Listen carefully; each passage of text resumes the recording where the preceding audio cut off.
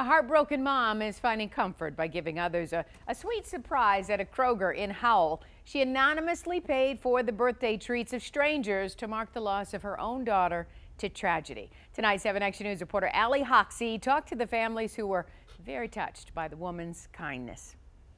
We do not know who this woman is, but we do know that she came to this Kroger behind me on October 10th and paid for birthday cake and birthday cupcakes. She left a card explaining the motive, and it's leaving a profound impact on these families.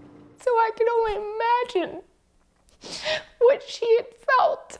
Jennifer Golcsh bought mermaid cupcakes for her daughter's 10th birthday. When she went to pick them up, the cupcakes were paid for. I think that was very kind of the person that did that. Along with the cupcakes, a card. Much like the card Sharon and Charles Shaw received when they found out the cake they had ordered for their daughter's 52nd birthday was paid for. Today would have been my daughter's 22nd birthday. Sadly, I lost her to suicide last May. But I want to honor her by sharing her love with others today and paying for your birthday cake. I hope you have a wonderful birthday with those who are special to you. She was actively getting up, I'm sure putting on a brave face, and just going through the day to do something special for other people.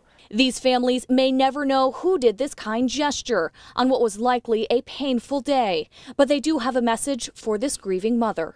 I would say thank you for the cupcakes, and I'm sorry about your daughter. Every time my daughter's birthday rolls around, we're going to think of her daughter too. We're going to wish her a happy birthday, even though we don't even know who she is. It's something you'll remember probably forever. Both families tell me they keep the cards in the family office to serve as a reminder. Reporting in Howell, Allie Hoxie, 7 Action News. Really a wonderful, wonderful gesture of remembrance.